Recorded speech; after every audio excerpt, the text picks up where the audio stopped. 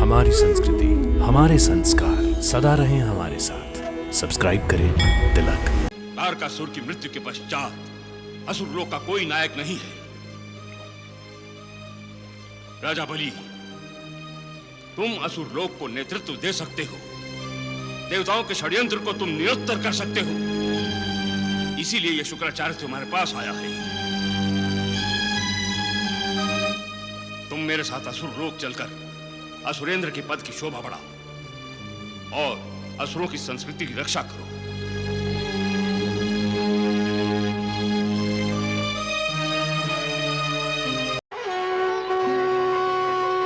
मैं हिरण्याक्ष पुत्र अंधकासुर अपना संपूर्ण अर्जित तपोबल अपने गुरुदेव भार्गव शुक्राचार्य को अर्पण करता हूं।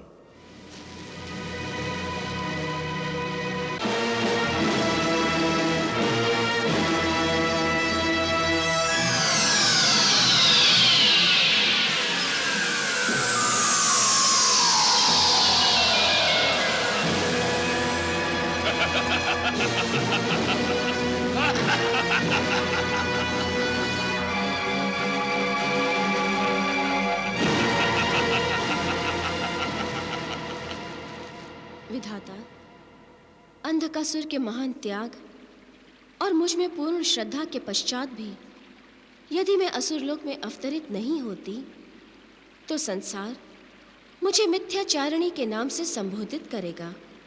और विधाता, अंधकासुर को तो मैंने स्वयं असुर से देव मार्ग पर आने का आमंत्रण दिया था।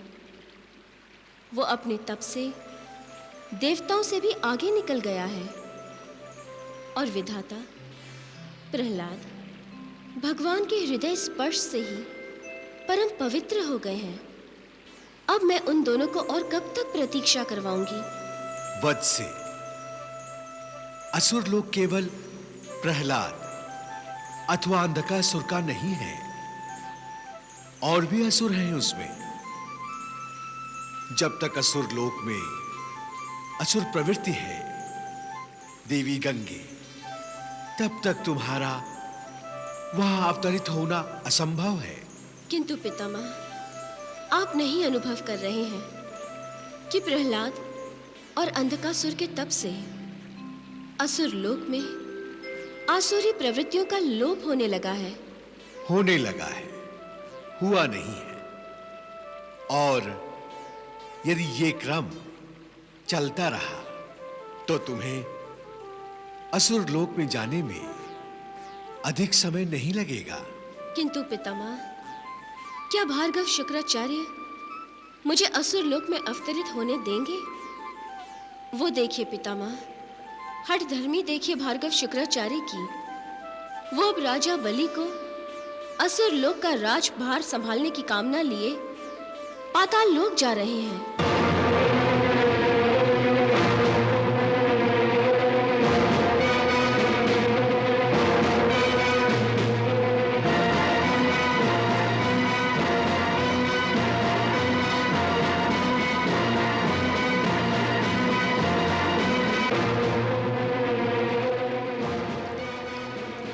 गुरुदेव, आयुष्मान भव। आप यहाँ पाताल लोक में? जाओ और जाकर राजा बलि से कहो कि भार्गव शुक्राचार्य उनसे मिलने आए हैं। जो आज्ञा गुरुदेव।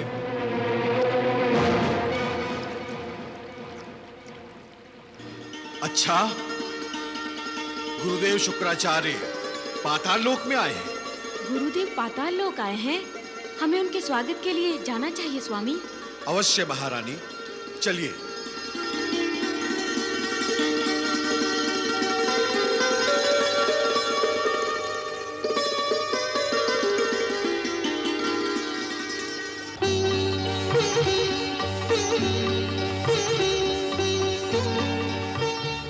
प्रणाम गुरुदेव। आयुष्मान भव, अखंड सौभाग्यवती भव। गुरु श्रेष्ठ, आज आपने अपने पद स्पर्श से इस पाताल नगरी को पवित्र कर दिया है। यहां रहते हुए मैं आपके दर्शन से वंचित था। आज आपका साक्षात करके मैं कृतार्थ हुआ। हम धन्य हो गए गुरुदेव। आइए, अपने चरण कमलों से हमारे राजभवन का उद्धार कीजिए। आइए गुरुदेव। अवश्य।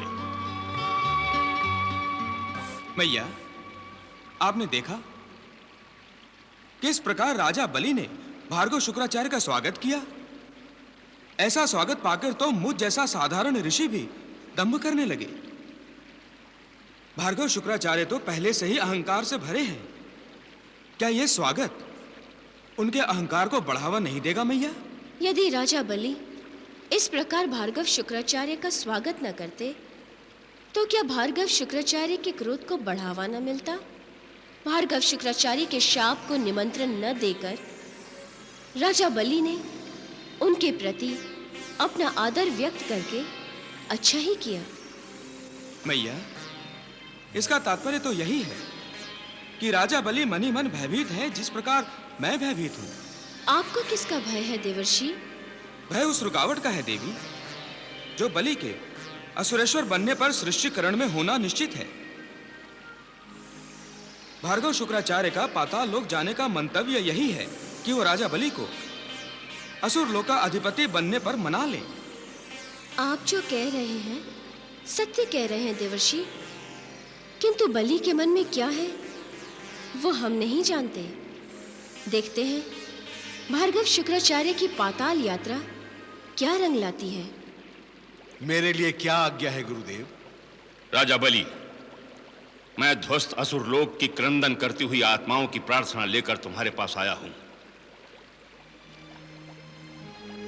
देवताओं के षड्यंत्र को तुम भूले नहीं होगे। विष्णु, जिसने वामन रूप लेकर तुमसे 3 पग धरती मांगी थी और तुम्हें असुर लोक से भ्रष्ट करके पाताल लोक में आने के लिए विवश कर दिया था,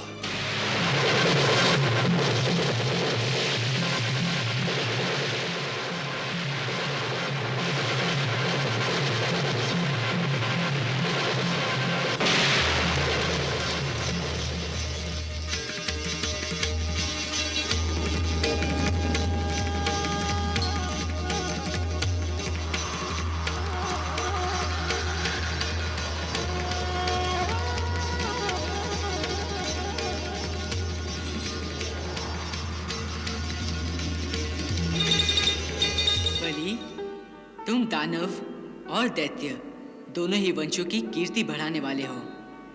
तुमने उस माया पर विजय पाली है जिसे जीतना अत्यंत कठिन है। मैं तुम्हें वो स्थान देता हूं जो बड़े बड़े देवताओं को भी कठिनाई से मिलता है।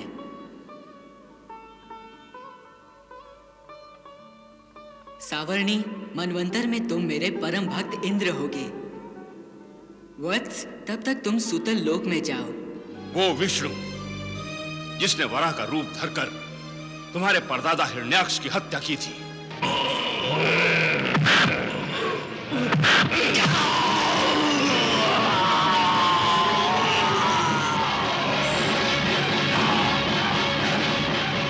जिसने नरसिंह का अवतार लेकर अपने नाखूनों से हिरण्यकश्यप की छाती को फाड़ डाला था,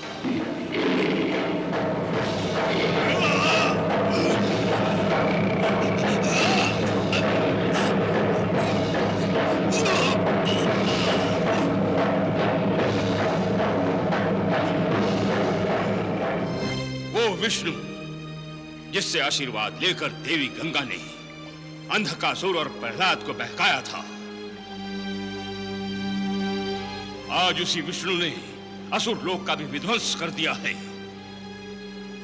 तारकासुर की मृत्यु के पश्चात असुर लोक का कोई नायक नहीं है।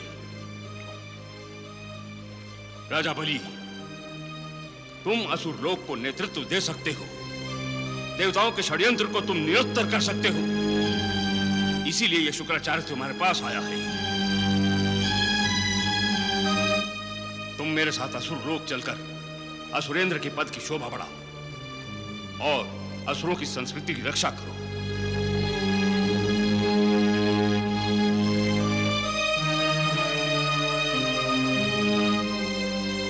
गुरुदेव, क्षमा करें, मैं पहले वाला राजा बलि नहीं रहा। भगवान विष्णु के चरण स्पर्श से मेरा उद्धार हो गया है। अब मैं समझ गया कि द्वेष और तिरस्कार से प्रेम और सद्भावना श्रेष्ठ है, अहंकार से विनम्रता श्रेष्ठ है और भगवत भक्ति में ही मुक्ति है। भगवान विष्णु के हाथों मेरे पूर्वजों का वध उनके निज कर्मों का फल था। फिर भी मेरे पूर्वज भाग्यशाली थे जो प्रभु के हाथों उनकी मृत्यु हुई और उन्हें मोक्ष प्राप्त हुआ। अच्छा होता कि तुम्हें भी मोक्ष मिल गया होता। गुरुदेव, मत कहो मुझे गुरुदेव, मत कहो। वामन विष्णु को 3 पग धरती दान देते समय भी मैंने तुम पर प्रतिबंध लगाया था, परंतु तुमने उस समय भी मेरी अवज्ञा की थी। ये तो मेरी भूल हुई जो मैं तुम पर विश्वास करके पाताल लोक चला आया। अपने आप को बहुत बड़ा दान दाता समझते हो ना? अरे मूर्ख, एक साधारण सा गृहस्थ भी अपने याचक को अपने द्वार से खाली हाथ नहीं भेजता, और तुम अपने गुरु को निराश करके उसे खाली हाथ भेज रहे हो। राजा बलि, तुमने अपने गुरु का अपमान किया है, अपमान। आप क्रोधित ना हो गुरुदेव, मैं आपसे क्षमा मांगते हुए निवेदन करता हूं। मैं सृष्टि विकास के मंत्र को समझ चुका हूं गुरुदेव। मेरी आपसे प्रार्थना है, यदि हम सृष्टि के विकास में सहयोगी नहीं बन सकते तो कम से कम हमें सृष्टि के विनाश का कारण नहीं बनना चाहिए। गुरु श्रेष्ठ, हमें क्रूरता और अहंकार का मार्ग छोड़कर परोपकार और शांति के मार्ग का अनुकरण करना चाहिए। बस राजा बलि, मैं यहां तुमसे कायरों की भाषा सीखने नहीं आया हूं। इस शुक्राचार्य के पास अभी भी अपना तपोबल है। तुम क्या समझते हो कि तुम्हारे असुरलोक न आने से असुरलोक का विनाश हो जाएगा? नहीं राजा बलि, नहीं। ये शुक्राचार्य इन देवताओं के षड्यंत्र को कभी भी यशस्वी नहीं होने देगा। ये शुक्राचार्य असुरों का नाश कभी नहीं होने देगा, कभी नहीं।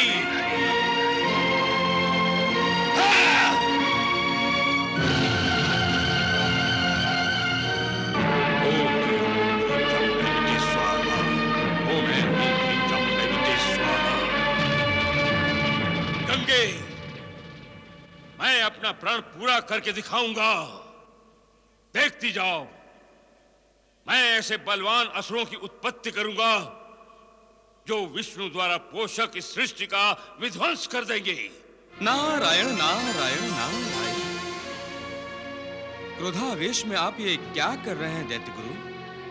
मैं अपने उद्देश्य की पूर्ति कर रहा हूं देवर्षि। विरोध का मार्ग अपनाकर आप भलीभांति जानते हैं कि यह सृष्टि के विकास का प्रथम चरण मात्र है।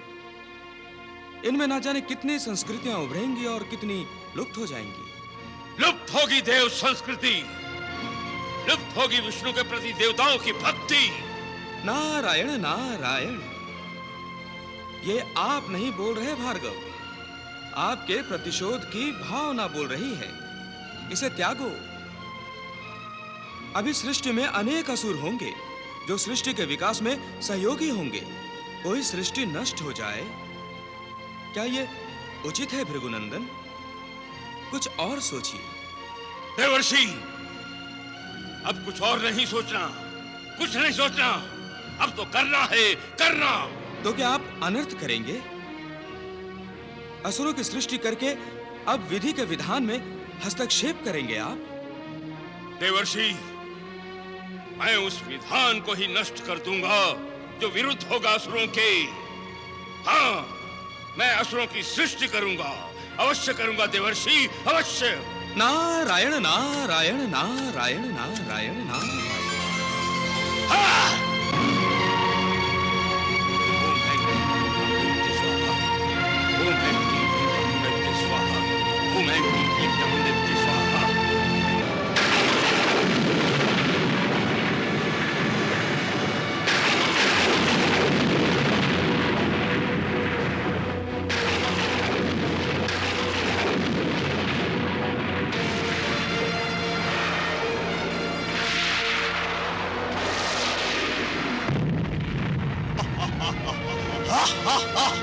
ओम ऐं ह्रीं क्लीं चामुंडै विद्महे स्वाहा।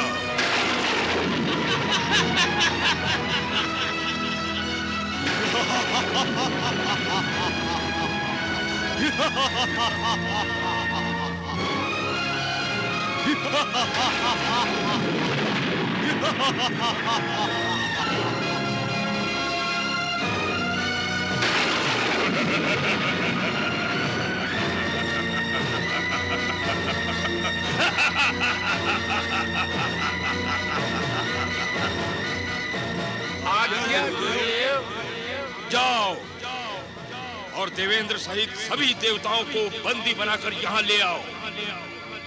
तत्पश्चात तुम्हें असुरद्रोही अंधकासुर और प्रहलाद को भी बंदी बनाना है।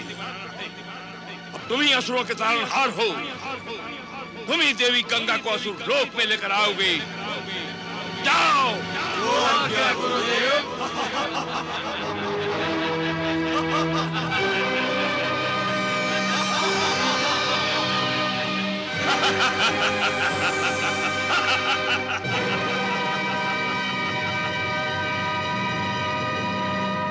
देखा गंगे, मैंने अपने तपोबल से असुरों को उत्पन्न कर दिया है। मैं सृष्टि कर सकता हूँ। मैं असुरों की सृष्टि कर सकता हूँ गंगे।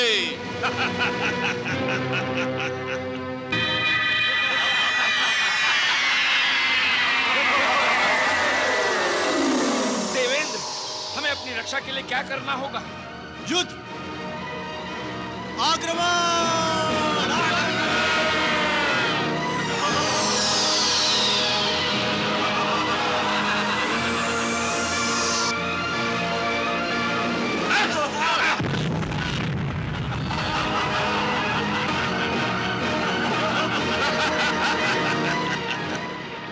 नारायण नारायण नारायण।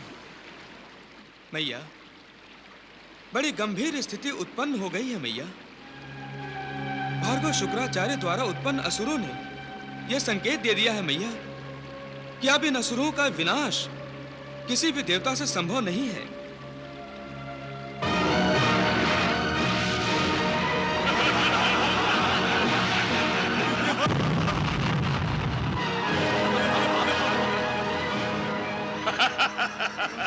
देवेंद्र, तुम में इतनी क्षमता नहीं है कि तुम मेरे तपोबल से उत्पन्न इन असुरों को नष्ट कर सको। भला इसी में है कि तुम अपने आप को मेरे इन सैनिकों को सौंप दो। सैनिकों, बंदी बना लो इन सब देवताओं को। नहीं,